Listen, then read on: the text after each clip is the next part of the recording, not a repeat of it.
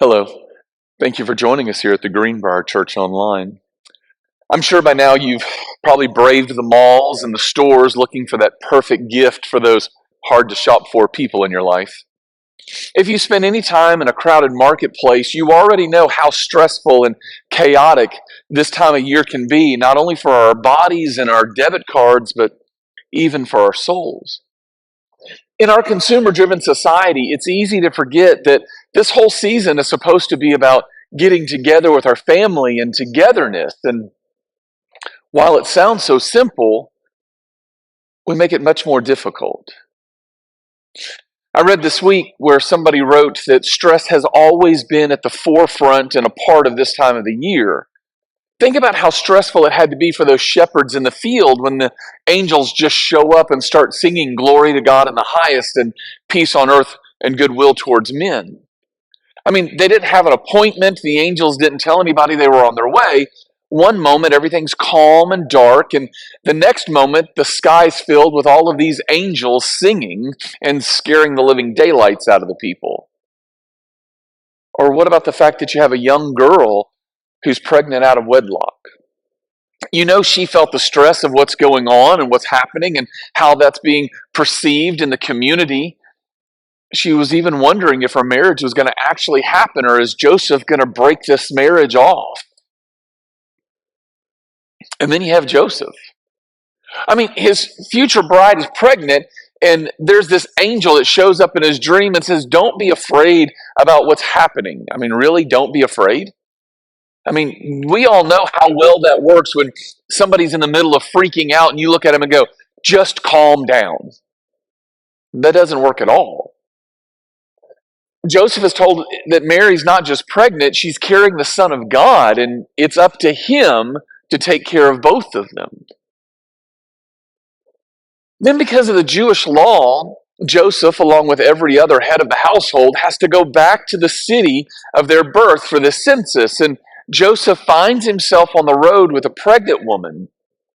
There are no rest stops, there are no restaurants, there's no Holiday Inn Express with breakfast in the morning. I doubt very seriously that Mary was in a good mood. And when they get to Bethlehem, they arrive and Joseph discovers there are no vacancies. Now he's got to go tell his pregnant wife that they're going to have to go stay in a barn.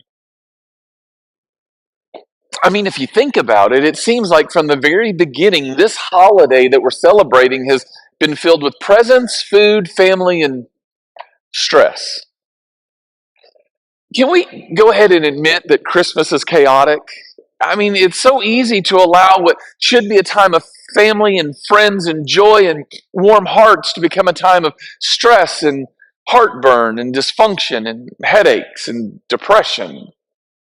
Unfortunately, the stress associated with this holiday often makes this season a miserable mess. This year we're borrowing from a different type of Christmas song, and Robert Earl Keen's song, "Merry Christmas from the Family," we find a family that's trying hard to have a normal Christmas, but their dysfunction is just magnified as things go wrong and stress continues to mount. Family from out of town unexpectedly shows up. They run out of food and space because folks are bringing friends and new wives, and everybody's trying to figure out, how do we all fit? How do we get along? This morning, I just want to go ahead and get this truth out of the way. This is a very stressful time of the year. And I wouldn't be surprised if a few of you watching today were actually dreading the next 14 days leading up to Christmas. And so this morning, what I want us to do is I want us to look at a dinner party that takes place in the book of Luke. I know it's not a Christmas party per se, but I think anytime that you get friends and family together, you run into the possibility of dysfunction and stress rearing its ugly head. Our text this morning is going to be taken from Luke chapter 10, starting in verse 38, and Luke's going to teach us how to handle the stress of this season. Jesus continued from there towards Jerusalem and came to another village. Martha, a resident of that village, welcomed Jesus into her home. Her sister Mary went and sat at Jesus' feet, listening to him teach. Meanwhile, Martha was anxious about all the hospitality arrangements. She interrupted Jesus. Lord, why don't you care that my sister is leaving me to do all the work by myself? Tell her to get over here and help me. Jesus replied, Oh, Martha, Martha, you're so anxious and concerned about a million details, but really only one thing matters. Mary has chosen that one thing, and I won't take it away from her. Once again, we see how real and true the Gospels are. Luke says that Martha says, Lord, why don't you care? My sister's leaving me to do all this work. Tell her to go help me. It's amazing when you consider how relevant the Bible is. I mean, it might not have been a Christmas dinner, but Martha is definitely experiencing all kinds of stress. I mean, think about it. She's rushing around trying to get everything ready. She's obviously running late because Jesus is already in the house. Everything's not done yet, and she's under all this pressure. I mean, for a moment, I want you to imagine her walking to a room with a plate of hors d'oeuvres, and she sees everybody is sitting around having a great time, and she probably muttered to herself, doesn't anybody care how busy I am? Maybe she's more like us than we would like to admit.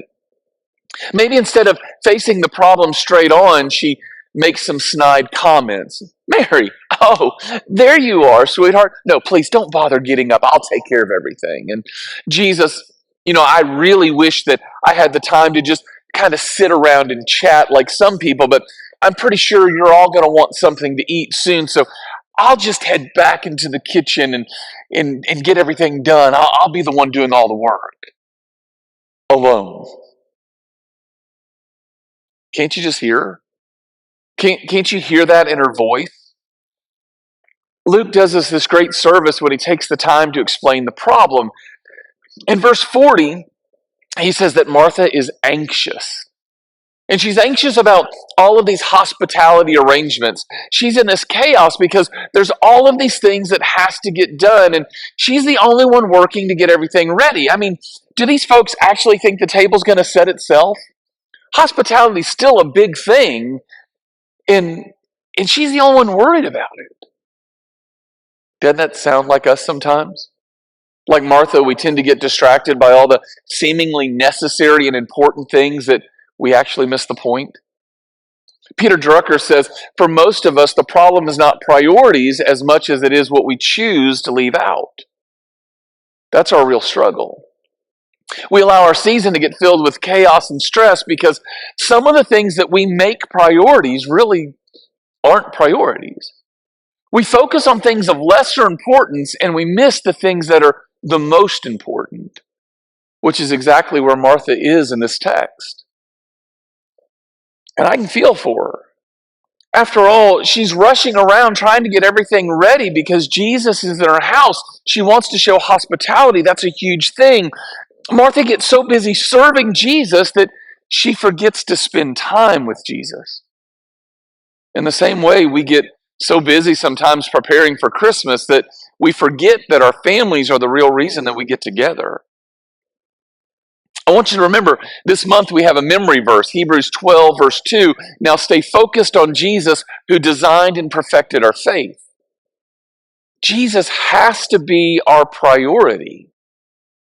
But unfortunately, too many of us choose to leave him out. If we're going to find a bit of calm in the midst of all of this Christmas chaos, we have to make sure that we keep our eyes on Jesus, that we spend time with him and focus on him and his will for our lives, because that's the most important part of our day. So what I want to do this morning is try to find a few mustard seeds from the text that will help us make sure that Jesus remains our priority during this time of the year. And the first mustard seed that we need to do is we need to set realistic expectations for ourselves. Martha was anxious. I mean, can't you relate? There are times when you feel overwhelmed and burdened and anxious. I think every one of us can empathize with Martha. We know firsthand what it's like to get distracted by what we consider necessary, and we get so distracted that we actually miss the point. We focus on things that are of lesser importance, and we forget about the most important thing. Jesus tells Martha, only one thing matters, but He never says Martha chose a bad thing. Actually, she's doing an awful lot of good things. It's good to be hospitable. It's good to serve other people. It's good to make other people feel wanted and welcome. These aren't bad things. She's just overly focused on secondary matters, and she ignores the most important thing.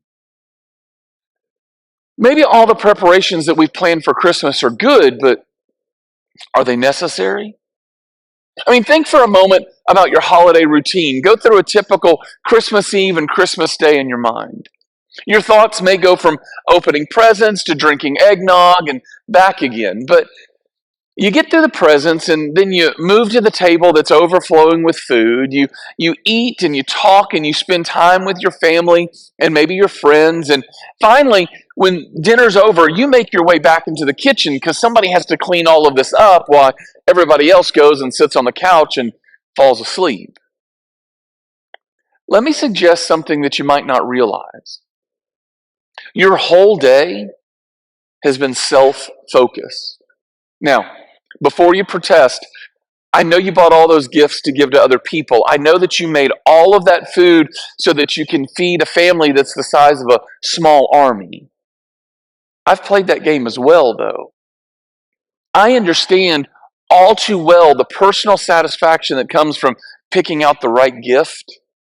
I know how my ego puffs up when somebody talks about how wonderful all the food was. But what did you do to the turkey? It was scrumptious.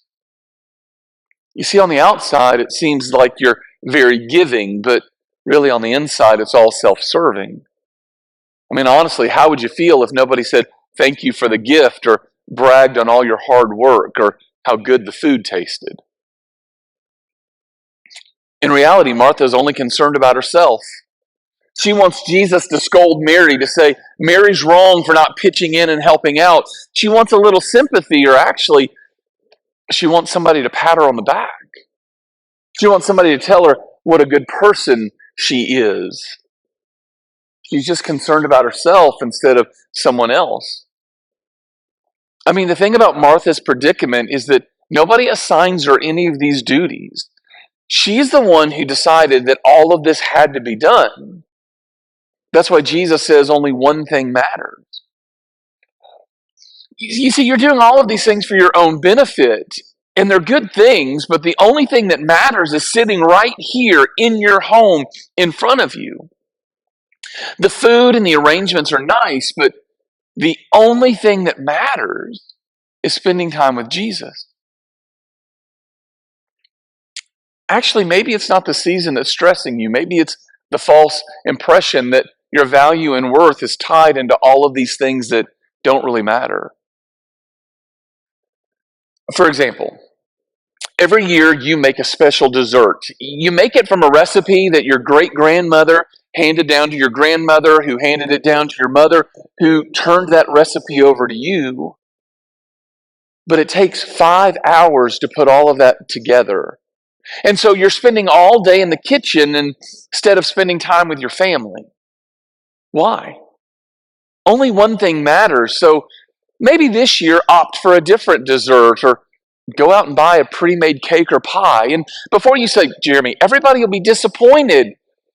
Let me remind you that your family would be much more disappointed that you chose to spend time in the kitchen instead of spending time with them. You see, they want your presence, not the dessert. You know, you don't have to decorate the house as elaborately this year as you did last year. You don't have to put all those lights up on your house, the same ones you put up last year. And I understand they look very pretty, but wouldn't it be a better use of your time if you made memories around hot chocolate than standing out in the cold and fighting with lights, trying to untangle them and having to climb up and down some rickety old ladder? I know these are good things. There are lots of good things. Some of them are even great things.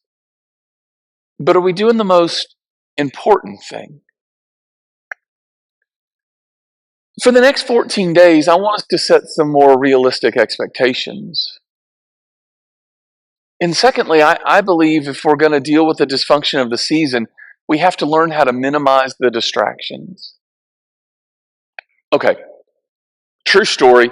Tell me if this sounds familiar to you, okay? Last Friday was my day off, and I decided I was going to go and start my day off at the gym.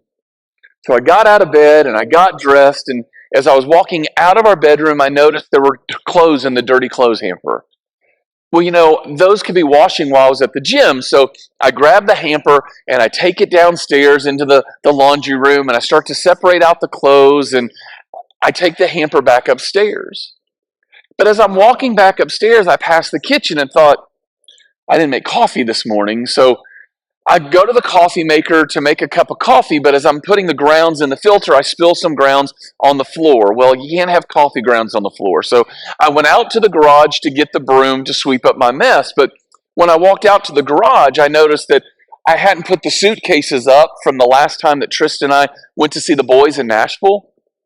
And now that our car is out of the way, I could get into the attic. So I pulled the ladder down and I'm taking the suitcases up and putting them in the attic when I saw our humidifiers. Now, we have gas heat, which means the air gets really dry. So I needed to get those down and clean them out so we could get them running when we run the heat. So I shut the stairs and I started going back into the kitchen so I could clean out the humidifiers. But when I got into the kitchen, I noticed that I still hadn't swept up the coffee grounds or started the coffee. So I turned the coffee maker on and then I head back out to the garage to get the broom. But before I got to the garage, I noticed I didn't hear the washing machine on. So I walked into the laundry room only to notice I didn't start the load of clothes. So I put the laundry detergent into the washing machine and started a load of clothes and took the clothes out of the dryer and headed back upstairs to put away the clothes and to fold them that I had washed the night before. But when I got upstairs, I kicked one of my tennis shoes, which reminded me I was going to start my day at the gym. So I put the clothes on the bed, put my shoes on, and I headed out to the gym. And while I was out, I went by Sam's and got some laundry detergent. I swung by and grabbed something to eat and then made it back home. Went upstairs, took a shower, and came out and saw the clothes on the bed. So I started folding the clothes that were there on the bed when I heard the garage door open. So I went downstairs because that meant Trista was home, and I found her standing in the kitchen looking at the coffee grounds that were all over the kitchen floor. Honestly, we have a lot more in common with Martha than Mary. We see this list of things that need to be done, and we spend all of our day stamping out these fires. We feel the need to make sure that everything's in order and everything's perfect, but that's not what God desires for your life. There are times when we're like Martha and we get so busy doing good things that we forget why we're doing them in the first place. Actually, we do these good things because we feel like that's what we're supposed to be doing, and we hate it. We resent the people that we're helping because you know what? They could actually be helping themselves. We hate the fact that we feel like people are taking advantage of us and they just expect us to get everything done for them. And so we're not only annoyed with our to-do list, we're annoyed by the people that we're trying to serve. If you're doing something and your heart's not in it, the truth is you're just wasting your time. You see, God's not glorified because we're busy. God is only glorified when we are longing to live like Him and to love people like He does. Paul says it this way, if I speak in the tongues of men and of angels but have not love, I'm only a resounding gong or a clanging cymbal. If I have the gift of prophecy and I can fathom all mysteries and all knowledge, if I have a faith that can move mountains but have not love, I am nothing. If I give all I possess to the poor, if I surrender my body to the flames, but have not love, I gain nothing. Guys, Martha was busy doing all of these things, and at the end of the day, it was worth nothing. Actually, she was worse off because all of these distractions caused her to miss out on the best part of having Jesus in her home. Especially at this time of the year, we can easily become distracted. There are so many good things going on, good things that we want to be a part of. There's a ton of work to get ready for Christmas Day, especially if you have kids. There are parties to go to and visitors that we want to prepare for. There is, of course, the shopping that needs to get done and the presents that need to be wrapped and put under the tree. All of these are good things, but they can also be distractions from the most important thing. We have to make sure that we make the time for ourselves and for our family to spend time with God.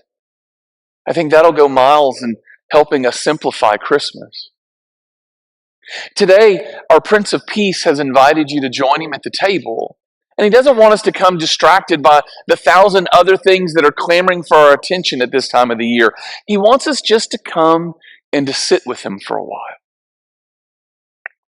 In a hectic environment where we can get anxious and concerned about a million details, the table is the place that we can join one another and take a moment just to slow down and to concentrate on the only thing that matters.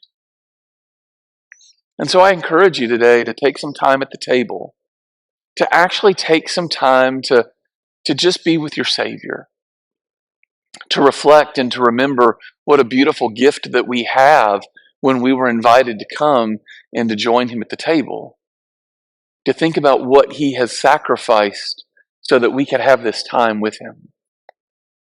I know that Christmas is a wonderful time of the year, but I also know that it is a very dysfunctional and stressful time of the year.